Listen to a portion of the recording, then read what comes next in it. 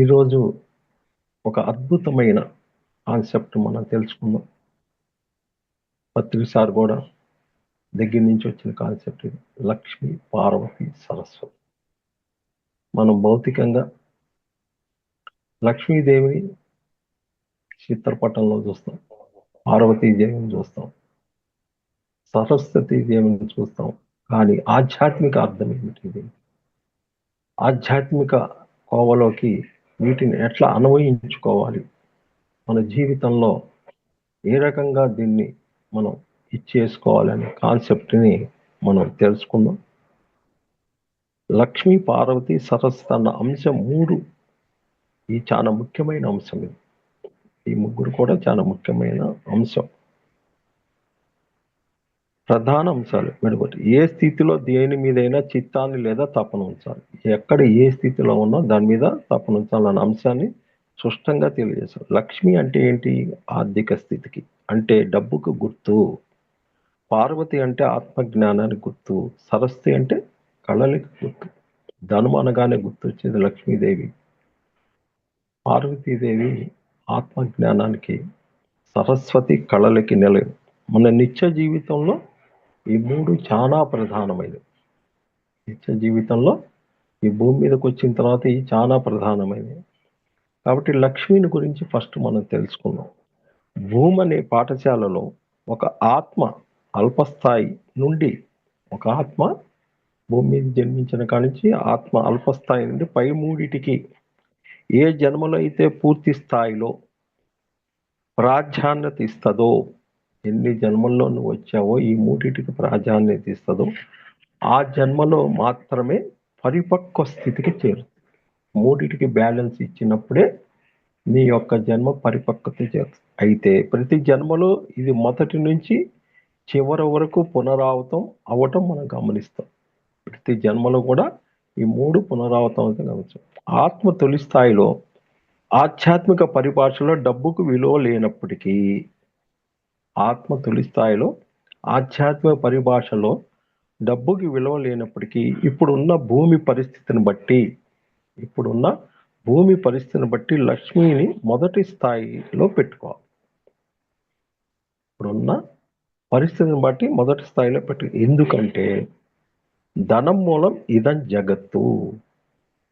డబ్బు లేనిదే ఈ ప్రపంచం ఏ ప్రాపంచిక సుఖము రాదు. ఎవరి దగ్గరికి పోయి అడిగినా ధనం కావాలి బాబు, అది లేకపోతే ఏమీ రాదు అంటారు. మరి ఈ అన్నమయ కోశానికి పట్టెడు అన్నం పెట్టాలి కదా. మరి ఈ అన్నమయ కోశానికి పట్టెడు అన్నం పెట్టాలి కాబట్టి లక్ష్మి ఉంటేనే, ఆర్థిక పరిస్థితి బాగుంటేనే మనం ఇక్కడ ఆనందంగా మనుగడ సాధించగలం. అంటే ఈ అన్నమయ కోశానికి అంత అన్నం పెట్టాలి అంటే లక్ష్మి ఉంటే, ఆర్థిక పరిస్థితి బాగుంటేనే మనం ఇక్కడ ఆనందంగా సాధించడం. మరి కాబట్టి దీనికి ఏం చేయాలి? మనం ఉద్యోగాన్ని ధర్మం కలిగి ఉండి వ్యక్తి తన కాళ్ళ మీద తన నిలబడేటట్లుగా అతను ఉదర పోషణార్థం కొంత సంపాదించడం అవసరము. ఉద్యోగమో ఏదో ఒకటి చేసుకుంటూ ఉదర పోషణ కోసం కొంత అయితే మనం పేదగా పుట్టాలా, ధనికులుగా పుట్టాలా, మధ్యవర్గీయులుగా పుట్టాలా అనేది ముందుగానే పైన నిర్ణయించుకొని వస్తాం. ఇది 100%. ఎట్లంటే ఈ జన్మే కాదు, ఇప్పుడు నేనున్నాను, ఇది నాది 234 జన్మ. ప్రతి జన్మలో మనం అన్నీ రాసుకొని వస్తాం. దాన్ని ఆకాశ రికార్డు అంటారు. అంటే ఇక్కడ ఏమిచ్చారు? ఎట్లా పుట్టాలి? ఒక పేదగా పుట్టాలా, గత జన్మలో బాగా ఇదే ఉన్నావు, ఎన్నో ఇది పోయావు, అక్కడ పోయి నువ్వు మొత్తం చూసుకొని డిజైన్ చేసుకొని వస్తావు. ఈ జన్మ నేను ఈ పేదగా పుట్టి దీంట్లో నేను ఈ నాటకంలో నేను పూర్తి చేసుకొని రావాలని, అట్లా రకరకాలుగా మధ్యవర్తిగా పుట్టాలి. అట్లా ఈరోజు దీనికి ఒక ఉదాహరణ తెలుసుకున్నాం. ఈరోజు ప్రతి గుళ్ళకాడి మనం పోతుంటాం. గుళ్ళకాడ బయట ఎవరు ఉంటారు? భౌతి భిక్షాందేహి, ఒక పైసా ధర్మం చేయి నాయన అంటారు. వాళ్ళంతా ఎవరంటే గత జన్మలో కోటీశ్వర్లు. ఈ భూమి మీద కోటీశ్వర్లుగా వచ్చి కనీసం ఏది సహాయం చేయక, ఒక మంచి నీళ్ళుగా ఏది సహాయం చేయకుండా వెళ్ళిన సోల్స్ అయ్యి ఈ రకంగా డిజైన్ చేసుకొని వచ్చి బాబు నయా పైసా ఎయ్యి అని వాళ్ళు అడుగుతున్నప్పుడు మనం ఆ దేవస్థానంలో పోయి అక్కడికి పోయి మనం ఏం చేస్తున్నాం అంటే భగవంతుడు అనేవారు ఇద్దరికీ సమానమే. వాళ్ళు అక్కడ ఎండకి ఎండుతారు, వానకి తడుస్తారు. కానీ వాళ్ళకి కాని రాని ఆ దైవము, వాళ్ళకి కానరాని ఇది లోపల పోయినప్పుడు మనకెట్ట కనెక్ట్ అవుతారు? ఇద్దరికీ సమానం. కాబట్టి ఇట్లా మనం ఏ రకంగా డిజైన్ చేసుకొని వచ్చాము, ఏ రకంగా అనేది ఇది కారణకార్య సంబంధం. కంపల్సరీ మనం ఆ రకంగా డిజైన్ చేసుకొని వస్తాము. దానికి తగ్గట్టుగా కనీస అవసరాలు తీరేంత వరకు డబ్బు సంపాదించటం. అంటే ముందు లక్ష్మీదేవికి ప్రాధాన్యత. కనీస అవసరాలంటే కనీసం మనం ఉండటానికి ఒక ఇల్లు ఉండాలి. ఒక చిన్న వ్యాపారం చేసుకుంటానికి ఒక షాప్ ఉండాలి. కనీసం మనం నిత్యము మంత్లీ మైన్‌గా మనం ఎదగటానికి ధనం అవసరము. పిల్లలకి భవిష్యత్తులో వాళ్ళకి చదువులకి మరి వాళ్ళని వివాహం చేసి ఇట్లా మన దగ్గర ఒక ప్లానింగ్ ఉండి ఆ అవసరాలు తీరేంత మటుకు అవసరం. ఇది అవసరాలండి. అయితే ఒకసారి ఆ కనీస అవసరాలు తీరిన తర్వాత అప్పుడు మన యొక్క చిత్తాన్ని ఒక ప్లానింగ్ ఉంది. ఒక ఇల్లు కట్టుకున్నాం. ఒక షాప్ వచ్చింది. అద్భుతంగా జరుగుతుంది. ఎంతో పిల్లల కోసం అంతా ఇది చేశాం. కానీ ఆ అవసరం తీరిన తర్వాత ఏమైతుంది? కొంత సమస్య వస్తది. ఇప్పుడు మన యొక్క చిత్తాన్ని లేదా దృష్టిని పూర్తిగా పార్వతి మీదకి మార్చాలి. ఎందుకొస్తుంది ఇది? అంటే నీకు స్థితి కన్నా ఎక్కువొచ్చింది. కాబట్టి అక్కడ మనం అంటే ఇక్కడ లక్ష్మిని విడిచిపెట్టమని కాదు. ధనాన్ని విడిచిపెట్టమని కాదు. కేవలం డబ్బు మాత్రమే జీవితం అని లక్ష్మీదేవి డబ్బు స్థితిలో ఉన్నవాళ్ళు దానిని విడిచిపెట్టి పార్వతీదేవి జ్ఞానం వద్దకు రాకపోతే ఆ స్థితిలో ఉండి పార్వతీ దగ్గర రాకపోతే ఆ మధ్యలో మన స్థిరమైన అభిప్రాయాలతో మనకు మనమే ఇబ్బందులు సృష్టించుకుంటాము. ఒక ప్లానింగ్ అయింది. అన్నీ అయినాయి. ఆ స్థిరమైన అభిప్రాయాలతోటి అది ఎందుకొస్తుంది? ఆ ఇబ్బందులు ఎందుకొస్తున్నాయనేది మనం చెక్ చేసుకోవాలి. ఇక్కడే మనకు పత్రిసారి చెబుతాడు. మన పాపాలే మన రోగాలు అంటాడాయన. అంటే ఇక్కడ డబ్బు సంపాదించే మార్గం చెడు కర్మలకు కారణమైన మాంసాహారానికి సంబంధించిన కాకుండా పూర్తిగా ఆధ్యాత్మిక శాస్త్రబద్ధంగా ఉండేవిగా చూసుకోవాలి. చెడు కర్మతో చేసే పనులు వ్యాధి రూపంలో మూల్యం చెల్లించవలసి ఉంటుంది. వరిసే మన పాపాలే మన రోగాలు. మనం చేస్తుంటాం. కానీ వాటి ద్వారా ఇక్కడ ఒక చిన్న ఉదాహరణ చూద్దాం. ఇప్పుడు నేనే ఒక బిజినెస్ చేశాను. నేను ఒక రైస్ బిజినెస్ చేశాను. ఒక వ్యక్తి వచ్చాడు. రైస్ బ్యాగ్ ఇవ్వమన్నాడు. 25 కేజీ, 50 కేజీ అప్పుడు. దాన్ని మేమేం చేశాం? మా యొక్క స్వార్థం కోసం 47 కిలోలు ప్యాక్ చేసి సీలేసేసాం. కాటా మీద పెడితే 50 చూపిస్తది. దానికో బటన్ ఉంటది. మరి దాని తర్వాత ఏమొచ్చాం? ఇప్పుడున్న పరిస్థితిలో 25 కేజీ ప్యాకింగ్ 23 చేసేస్తున్నాం. మరి అవతల కూడా భగవంతుడేగా. అంటే మన యొక్క ఆ లోపల వచ్చే ఆ మాయ అంటే కరెక్ట్‌గా చెబితే వాడు కొనడము. కాతే 2 కిలోలు తగ్గిస్తే ఒక 100 వస్తది కదా మనకు. ఇట్లా మనం ఏదైతే ఉన్నాయో వాటినన్నిటిని కూడా చిన్న చిన్న పాపాలే చిన్న చిన్న రోగాలు, పెద్ద పెద్ద పాపాలే పెద్ద పెద్ద రోగాలు అంటాడు పత్రిసారి. ఇది లక్ష్మీదేవి దగ్గర నుంచి మనం చెక్ చేసుకొని పార్వతీదేవి అంటే ఏంటి? ఓకే. లక్ష్మీదేవి దగ్గర విడిచిపెట్టకూడదు. లక్ష్మీ ధనం ఏమి ఇది కాదు. కానీ ఒక ప్లానింగ్ అయిపోయిన తర్వాత ఆ యొక్క ధనాన్ని వచ్చే ఇబ్బందులు అంటే మన స్థిరమైన అభిప్రాయాల్ని మనం దాటాలి అని లక్ష్మీదేవి చెబుతుంది మనకు. పార్వతీదేవి అంటే ఏవైతే మనం సంపాదించిన డబ్బు, పేరు, ప్రతిష్టలు మనకు శారీరకంగా కానీ, మనం సంపాదించిన డబ్బులు, పేరు, ప్రతిష్ట శారీరకంగా కానీ, మానసికంగా కానీ సంతృప్తినివ్వలేవో. మరి ఇంత ధనం ఉంది కదా, మరి ఎందుకు మనసు ప్రశాంతత లేదు? ఈరోజు భూమి మీద కోటాను కోట్లు డాక్టర్స్ కానీ, లాయర్స్ కానీ, పెద్ద పెద్ద వాళ్ళు సంపాదించి ఈరోజు ఎంతో మంది సీఈఓలు ఊరేసుకొని చనిపోతున్నారు. ఎందుకు ఆనందం లేదు? ఎందుకు నీకు సంతృప్తిని ఇవ్వట్లేదు? అంటే పైన సంతృప్తిని ఇవ్వలేవో, పైగా అనారోగ్యానికి ఇబ్బంది కలిగిస్తుంది. మనకు కుంగేటట్లు తయారైందో అప్పుడు వెంటనే అర్థం చేసుకోవాల్సింది విషయం. లక్ష్మి విడిచిపెట్టి పార్వతి ఎందుకు వస్తుంది ఇది? ఎంతో ఇదయ్యాం, అనారోగ్యాలు వచ్చినాయి, డాక్టర్ల దగ్గర పోతే ఏమి లేదండి అంటాడు. ఎందుకు వస్తుంది ఈ సిచ్యువేషన్? ఎవరి దగ్గరికి పోవాలి? మనసేం జ్యోతి సిద్ధాంతి దగ్గర ఇల్లు ఏమన్నా సరిగా లేదా, లేకపోతే అష్టసాముద్రిక, లేకపోతే తాయితులు ఇట్లాంటి ఉరికెత్తుతున్నాం. కానీ ఇది ఏంటి, దీని గురించి ఆధ్యాత్మిక కోణంలో చెప్పేవాళ్ళు ఉన్నారని మనం కనుక్కోవాలి.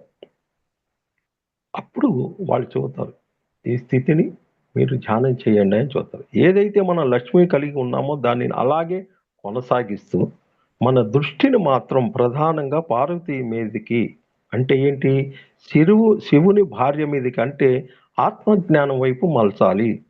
శివుడు ఎక్కడ ఉంటాడు? శ్మశాన వైరగణంలో కూడుకొని ఉంటాడు.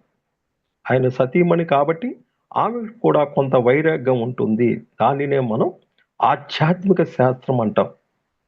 దీనిని ఆధ్యాత్మిక శాస్త్రం అంటాం. ఆమె దగ్గర ఆత్మశాస్త్రాన్ని మనం తెలుసుకోవాలి. ఏంటి అసలు ఇది? సంపాదించిన డబ్బుతో ఎలా ఆనందంగా జీవించాలన్న విషయం మనకు తెలియాలంటే, మనం సంపాదించిన డబ్బుని మనం ఆనందంగా చేయాలంటే, నేను అంటే ఏమిటి? అసలు ఎందుకు వచ్చాను? నేను అంటే ఏమిటి అన్న కీలకమైన ప్రశ్నకు పూర్తిగా సమాధానం లభించేంత వరకు, అంటే నీ గురించి నీకు తెలిసేంత వరకు పార్వతీదేవితో తప్పనిసరిగా సమయాన్ని గడపాలి. అసలు ఎందుకు వచ్చాను? ఎందుకు వస్తున్నాను? ఎందుకు పోతున్నాను? అసలు ఏంటి పర్పస్? ఈ నాటకం ఏంటి అనేది తెలుసుకున్నంత సమయాన్ని ఆమె దగ్గర గడపాలి. అంటే ఆ స్థితిలో ధ్యానం చేయటం, ఆధ్యాత్మిక పుస్తకాలు చదవటం, క్లాసులు వినటం, ఆచార్య సాంగత్యం వంటి అన్ని ఆధ్యాత్మిక సాధన మార్గాలను చేపడుతూ జ్ఞానాన్ని సంపాదించడం జరుగుతుంది. అంటే ఎక్కువసేపు గంట ధ్యానం చేశాము, 2 గంటలు పుస్తకాలు చదవాలి, 3 గంటలు సజ్జన సాంగత్యం ఇవ్వాలి, నీకు తెలిసాన్ని ఇంకొకరికి పంచాలి, ఆచార్య సాంగత్యం. ఇట్లా జ్ఞానాన్ని కూడా సంపాదించుకోవాలి. ఒకళ్ళు నీ దగ్గరికి ఫోన్ చేశారు, సార్ నాకు చాలా రోజుల నుంచి మీరు ధ్యానం చేయమన్నారు, నాకు పలానా తలకాయ నొప్పి ఉంది, లేదు నాకు ఒక థైరాయిడ్ ఉంది సార్, లేకపోతే నాకు హార్ట్ కంప్లైంట్ ఉంది, ఇట్లా అన్నీ అడిగినప్పుడు నీ దగ్గర దానికి తెలిసిన జ్ఞానాన్ని కూడా నువ్వు తయారు చేసుకోవాలి. అంత ఇదిగా మనం తయారు చేసుకుని, అయితే ఈ జ్ఞానం పూర్తిగా ఆత్మకు మరియు బుద్ధికి సంబంధించి. ఈరోజు సమాజం అంతా శరీరం మనసుతోనే జీవిస్తున్నారు. అంటే ఈ శరీరానికి కావాల్సిన వడ, ఇడ్లీ, దోశ ఇస్తున్నారు, మనసుకు ఇదవుతుంది. కానీ బుద్ధి, ఆత్మ, ఇంటలెక్ట్, బుద్ధి ఉంది లోపల, కానీ దానికి ఇవ్వాల్సిందే బుద్ధికి సంబంధించింది. ఇదంతా కూడా మనం తీసుకునే జ్ఞానం అంతా కూడా ఆత్మకి, బుద్ధికి సంబంధించింది. ఆధ్యాత్మికతతో కూడుకున్నటువంటి బుద్ధిని పెంపొందించుకోవాలి. ఇంటలెక్ట్, బుద్ధిని మనం పెంపొందించుకోవాలి. చైతన్యం యొక్క స్థాయిని పెంచుకోవటం, నిరంతరం నేర్చుకోవటానికి ఇక్కడికి వచ్చాం. ఎట్లా ఈ చైతన్యం అంటే ఏంటి? ఈ భౌతిక శరీరాన్ని ఇందాక నేను చెప్పినట్టుగా ఇడ్లీ, దోశ ఇచ్చాము. ప్రాణమయ శరీరానికి ఎనర్జీ వస్తుంది. మనోమయ కోశంలో ఉన్నాయి బ్లాక్స్, సూక్ష్మ శరీరం అది బయటికి పోతే తెచ్చుకుంటుంది, నైట్ అంతా బయటికి పోయి తెచ్చుకుంటుంది. మరి 4వ శరీరంలో కావాల్సిన జ్ఞానం ఇచ్చినప్పుడు 3వ శరీరంలో ఉన్న బ్లాక్స్ అంటే జబ్బులన్నీ అక్కడే ఉంటాయి. వాటికి జ్ఞానం ఇవ్వాలి 4వ శరీరంలో. 5వ శరీరానికి పత్రిసారి ఇచ్చింది ధ్యానము, 6వ శరీరానికి స్వాధ్యాయము, 7వసారికి సజ్జన సాంగత్యం. వీటికి ప్రతిరోజు మనం ఇచ్చే ఇన్పుట్ని బట్టి మన చైతన్య స్థాయి పెరుగుతుంది. దీన్ని చైతన్య స్థాయిని పెంచుకోవటం అంటే ఇదే. నిరంతరం నేర్చుకోవటానికి ఇక్కడికి వచ్చాం. ఇక్కడ ప్రాపంచికం కాదు, ఆధ్యాత్మికంగా మనలో ఉన్న అన్నిటిని పెంచుకోవటానికి అన్న విషయాన్ని తెలుసుకునేంత వరకు ఎక్కడ ఉండాలి? పార్వతి అంటే ఆధ్యాత్మిక శాస్త్రంతోనే గడపాలి సమయాన్ని. అంతకుముందు భౌతిక శరీరం మీద ఎంతైతే పెట్టావో అంతకన్నా ఎక్కువ ఆధ్యాత్మిక శాస్త్రంతో గడపాలి. ఏ రోజైతే జీవితం లేదా జీవిత కార్యక్రమం మనకు పూర్తిగా బోధపడుతుందో, ఈ జీవితాన్ని అంతా నువ్వు తెలుసుకుంటావు. అప్పుడు మరి ఈ జగత్తు నుండే కాక ఎన్నో లోకాలు దర్శించి వాటి నుండి ఎంతో ఆనందాన్ని మనం పొందుతాం. మరి లోకాలంటే అదే ఇందాక మిమ్మల్ని తీసుకుని ఒక హయ్యర్ వరల్డ్. ఆ వరల్డ్లో ఉన్న ఆ ఎనర్జీ ఏమిచ్చారు? 7 చక్రాలకి ఇచ్చారు. ఆ చక్రాస్ కూడల్లో ఉన్న అవయవాలు కనెక్ట్ ఏముందని ఆ మాస్టర్స్ మనకు ధ్యానం చేయించారు. అలాగా మనం ఆనందాన్ని పొందుతూ ప్రతి ఒక్కరు ఈ విషయాన్ని గుర్తుంచుకొని వారి వారి స్థాయిని బట్టి ఎవరు వారి స్థాయిని బట్టి ఏ దేవికి లేదా ఏ శక్తికి మనం ఏ సమయమాల్లో ఎంత ప్రాధాన్యత ఇవ్వాలన్న దానిని పూర్తిగా గుర్తెరిగి నడుచుకున్నట్టయితే నేను ధ్యానానికి ఎంత సమయం ఇవ్వాలి, నేను రోజు అసలు ఉదయం నుంచి సాయంత్రం దాకా ఏం చేస్తున్నాను అని ఒక పేపర్ మీద రాసుకొని ఆ సమయాన్ని వేస్ట్ ఉన్న సమయానికి ధ్యానానికి అక్కడ మార్క్ పెట్టడం, ఆ సమయానికి పుస్తకానికి మార్క్ పెట్టడం, ఆ ఖాళీ సమయంలో సజ్జన సాంగత్యానికి ఎంత ఇవ్వాలన్న దానిని పూర్తిగా గుర్తెరిగి నడుచుకునేటట్లయితే మనలో ఉన్నటువంటి తక్కువ స్థాయి శక్తి నుండి ఎక్కువ స్థాయి శక్తిని పొంది మనలో వ్యాధులు తగ్గించుకునే అవకాశం ఉంది. అంటే అంతకుముందు లోయర్ ఎనర్జీలోను, ఇప్పుడు మనం హయ్యర్ ఎనర్జీ అంటే అక్కడ ఆ స్థాయిని బట్టి మనం ఆ సమయాన్ని కేటాయించి మనం ఆ జ్ఞానాన్ని ఎప్పుడైతే పెంచుకున్నామో వ్యాధులు కూడా తగ్గించుకునే అవకాశం సంపూర్ణంగా ఉంది. ఎప్పుడైతే ఈ బ్రహ్మాండం యొక్క సృష్టి స్థితి లయ, ఈ బ్రహ్మాండం యొక్క సృష్టి స్థితి లయ అన్న విషయాలు మనకు చూచాయగా బోధపడతాయో అప్పుడు పార్వతీదేవి మీద ఉన్న దృష్టిని సరస్వతీదేవి మీదకి మార్చాలి. అంటే కళలకు ప్రాధాన్యత ఇవ్వాలి. అక్కడ అయిపోయింది, నీకు అంతా అర్థమైంది. అప్పుడు సరస్వతీ కళలకి ఈ విధంగా నిరంతరం సాధనలో ఆధ్యాత్మిక శాస్త్రానికి మూలమైన 3వ నేత్రం పరిపక్వతం అయ్యే వరకు మన తపన పూర్తిగా పార్వతీదేవి దృష్టి మీదే ఉండాలి. ఈ స్థితిలో ప్రతి ఒక్కరికి అంతరాత్మ ప్రబోధం కానీ, ఇన్నర్ వాయిస్ కానీ, 3వ నేత్రం అనుభవం కానీ కలిగి మనకు అతీంద్ర శక్తి ఉత్తేజం అవుతుంది. విల్ పవర్ లోపల పూర్తిగా ఉత్తేజం అవుతుంది. అనుభవపూర్వకంగా భూత భవిష్యత్తు వర్తమాన స్థితుల విలువ తెలుస్తాయి. మనం గతంలో ఉన్నామా, వర్తమానంలో ఉన్నామా, భవిష్యత్తులో ఉన్నామా? గతం అంటే 80 పైసలు ఒక స్కేల్ ఉందండి. 0 నుంచి 100, 0 నుంచి 80 గతం, 80 నుంచి 90 వర్తమానం, 90 నుంచి 100 భవిష్యత్తు. గతం, గతంలో మీకు శివుడికి సంబంధించిన ఎలాంటి వస్తువులు ఆయనకు పక్కన ఉన్న అవన్నీ నీ కనుక డ్రీమ్లో కానీ బయటికి పదే పదే అంటే నువ్వు గతంలో ఉన్నావు. లేదు కొంతమంది చనిపోయిన వాళ్ళు కూడా కానొచ్చారు అంటే నువ్వు గతంలో ఉన్నావు. లేదు పదే పదే నీకు గతాన్ని గుర్తొస్తున్నాయంటే నువ్వు గతంలో ఉన్నావు. అంటే గతాన్ని విడిచిపెట్టాలి, వర్తమానంలోనే జీవించాలి. ఈ రోజు లేనిది రేపు లేదు కదా. కాబట్టి వర్తమానాన్ని ఏది ఇచ్చినా ఆనందంతో జీవిస్తూ, వర్తమానాన్ని అంగీకరిస్తూ, ఎరుకతో జీవిస్తూ మనం భవిష్యత్తులోకి వెళ్ళాలి. ఇదంతా మనం అనుభవపూర్వకంగా భవిష్యత్తు వర్తమానాలు విలువ తెలుస్తుంది. మనం ఎప్పుడైతే ఇదంతా తెలుసుకున్నామో అప్పుడు మనకు తెలుస్తుంది. అప్పుడు ఎక్కడికి పోవాలి? నెక్స్ట్ సరస్వతీదేవి చెప్పారు. ఏంటి సరస్వతి? ఇక్కడ ఆనందం అనేది కళల ద్వారానే మనం పొందుతాము. కళలకి నిలయం సరస్వతీదేవి.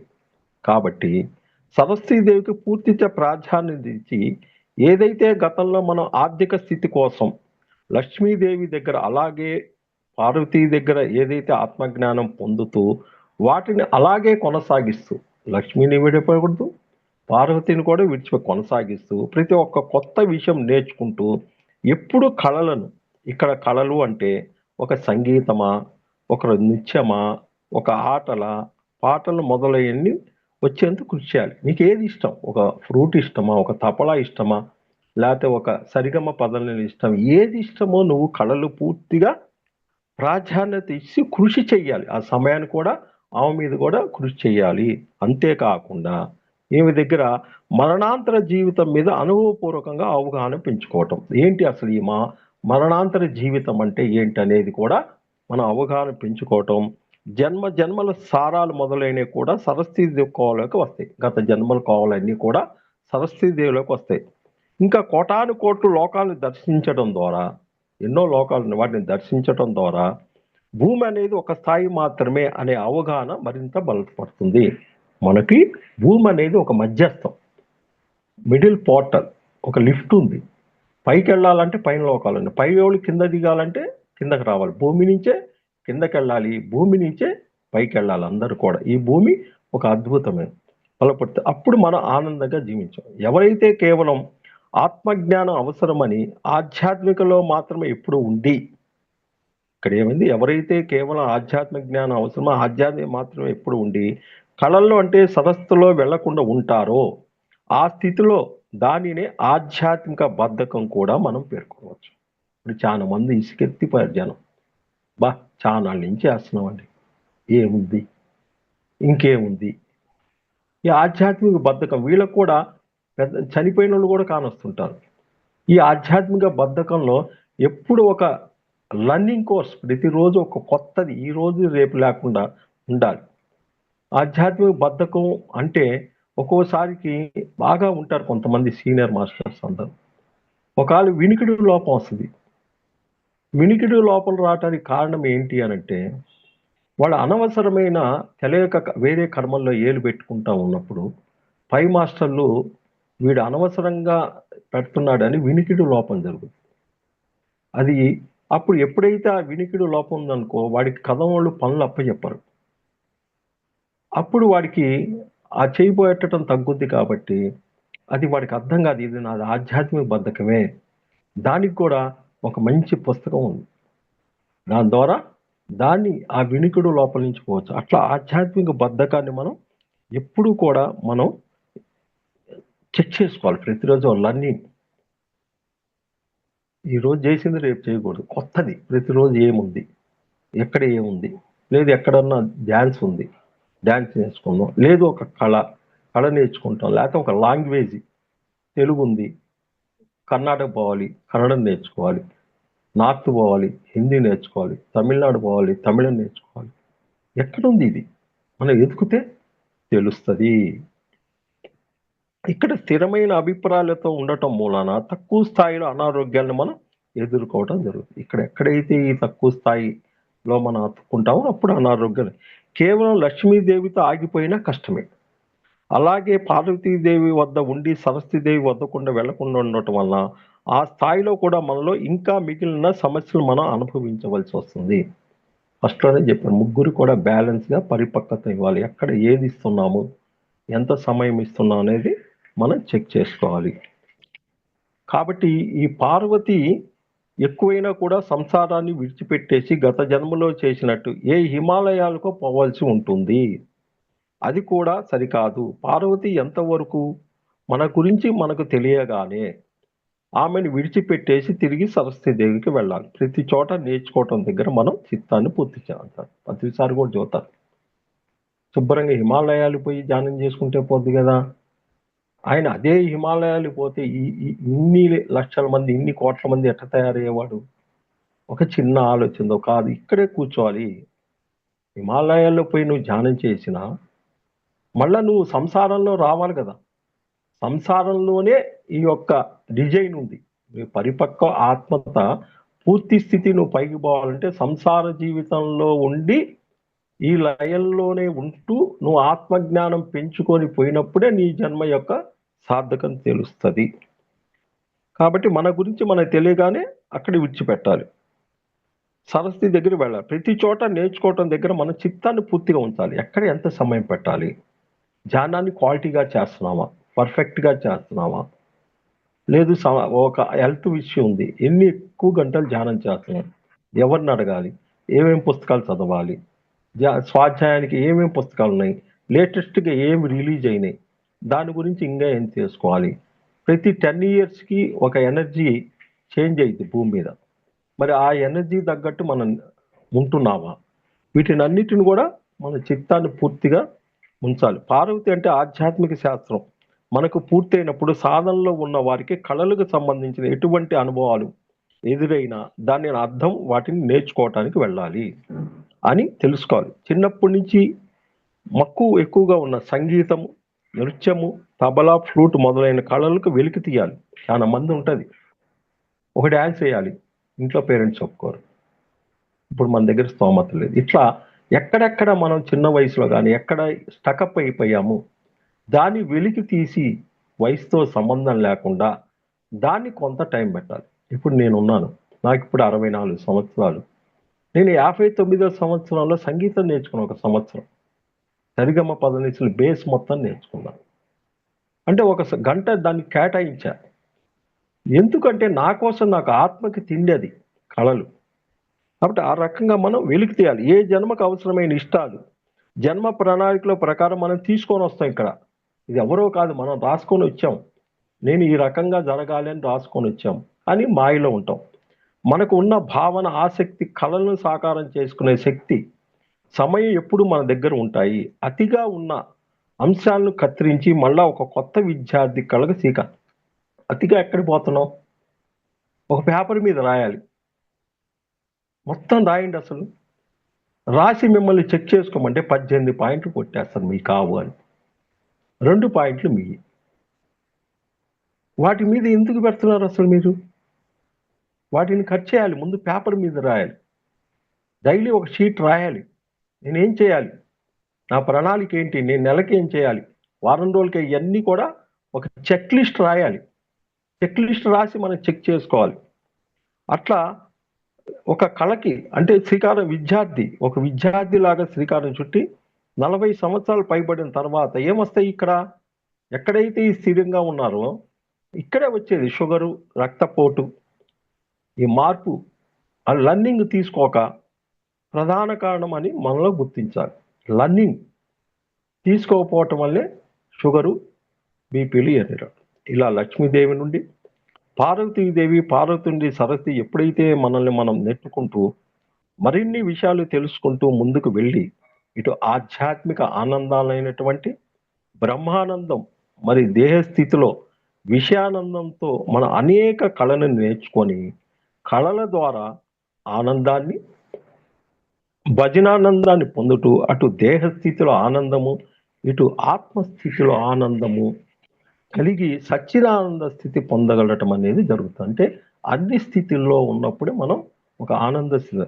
ఇలా లక్ష్మి, పార్వతీ, సరస్వతి అన్న ముగ్గురు దేవతలను 3 విషయాలు ప్రతి ఒక్కరు గుర్తించుకొని వారి వారి స్థాయిని బట్టి ఏ దేవికి లేదా ఏ శక్తికి మనం ప్రాధాన్యత ఇవ్వాలో అన్న దానిని పూర్తిగా గుర్తెరిగి మనం నడుచుకున్నట్టయితే, ఎక్కడ ఎంత ఇవ్వాలో నేర్చుకున్నట్టయితే మనలో ఉన్నటువంటి తక్కువ స్థాయి ఎనర్జీ నుండి ఎక్కువ స్థాయికి వెళ్ళి మనలోని వ్యాధులు తగ్గించుకునే అవకాశం సంపూర్ణంగా ఉంది.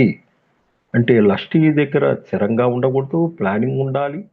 మరి అక్కడ అయిపోయిన తర్వాత ఎక్కువైతే వచ్చే ఇబ్బందులు పార్వతీ దగ్గర పోవాలి.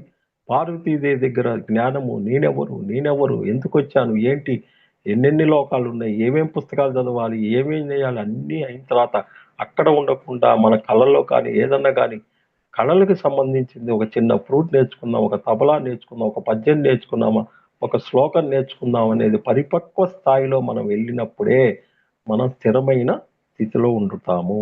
కానీ ఎట్లా గుర్తుపట్టాలి, ఎట్లా తెలుస్తాయి, నేను లక్ష్మిని దాటాలంటే ఎట్లా తెలుస్తాయి అన్నప్పుడు కళల్లో డబ్బుకు సంబంధించిన సమస్యలు, మనీ పర్సు పోవటం కానీ, చెక్ బుక్ పోవటం కానీ, హ్యాండ్ బ్యాగ్ పోవటం కానీ, ఇంట్లో ఉన్న ఇనుప బీరువా సమస్య కానీ, లాకర్ సమస్యలు, ఈ అన్నీ నీకు పదే పదే తగులుతున్నాయి కళలో కానీ భౌతికంగా ఇబ్బంది పడుతున్నావు అంటే నీకు లక్ష్మి అయిపోయింది, పార్వతీదేవి దగ్గరికి నువ్వు వెళ్ళాలని ఈ భగవంతుడు చెబుతారు. అట్లానే కళల్లో కానీ బయట కానీ ఏదన్నా భగవంతులు సంబంధించినవి గనక మనకు ఎదురైతుంటే భగవంతులు ఆత్మజ్ఞానులు అంటారు మాస్టర్ వాళ్ళ పార్వతి వారి జ్ఞానం కంఠస్థం చేయాలి. కల్లో వెంకటేశ్వర స్వామి కానొచ్చాడు. వెంకటేశ్వర స్వామి జీవితం ఏంటి, ఎన్ని కష్టాలు పడాడు, ఒక సాయిబాబా జీవిత చరిత్ర మొత్తం కూడా ధ్యానమే. అట్లా అందరి కూడా ఒక రమణ మహర్షి నేనెవరు 16 సంవత్సరాలు చిన్న వయసులో పోయి శరీరం మొత్తం ముక్కలు ముక్కలైన స్థితిలో కూర్చొని లేవలేదు. కాబట్టి ఇట్లాంటి వాళ్ళందరూ మనకి ఎదురయ్యారు అని అంటే వాళ్ళ పుస్తకం ఎమ్మడే పట్టుకోవాలి, పట్టుకొని వాళ్ళని చదవాలి. అట్లానే సంగీత పరికరాలు, cinema posters, film celebrators daily మీ కళ్ళల్లో కానొచ్చిన లేకపోతే భౌతికంగా పదే పదే వాళ్ళు కానొస్తున్నారు అంటే అప్పుడు నువ్వు పార్వతిని విడిచిపెట్టి సరస్వతీదేవికి వెళ్ళాలి. అది కూడా కాకుండా కుక్కలతో కొన్ని అనుభవాలు వస్తాయి. వాటి ద్వారా మీకు అవన్నీ వచ్చినాయంటే అడ్మినిస్ట్రేషన్ డిపార్ట్మెంట్, ఆధ్యాత్మిక శాస్త్రవేత్త అడ్మినిస్ట్రేషన్ వర్క్ నువ్వు చెయ్యాలి అని ఈ రకంగా మనకు చెప్పటం జరుగుద్ది.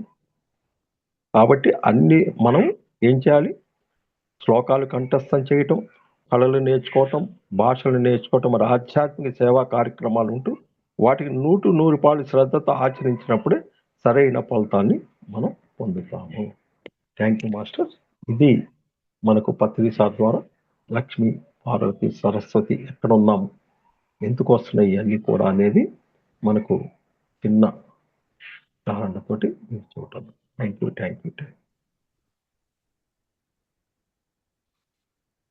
Thank you sir, thank you so much. Lakshmi, Parvati, Saraswati గురించి చాలా చక్కగా చెప్పినారు సార్. అంటే ముందు ధనము ధనము మనకు అన్ని అవసరాలు తీరిన తర్వాత మనకు ఆల్రెడీ ఎటువంటి అంటే మనకు అనుభవాలు కూడా ఎటువంటి వస్తాయి అనేది కూడా చెప్పారు. దాని నుంచి మళ్ళీ వదిలి మళ్ళీ మనం జ్ఞానం వైపు వెళ్ళాలి, పార్వతి వైపు. అక్కడ జ్ఞానం వైపు వెళ్ళిన తర్వాత మళ్ళీ కళల వైపు కూడా ఎలా వెళ్ళాలి అనేది, అంటే కళల ద్వారా కానీ మనకు భౌతికంగా కానీ ఆ ఇంటి కూడా వస్తుంది అనేది చాలా చక్కగా వివరించినారు sir. Thank you so much.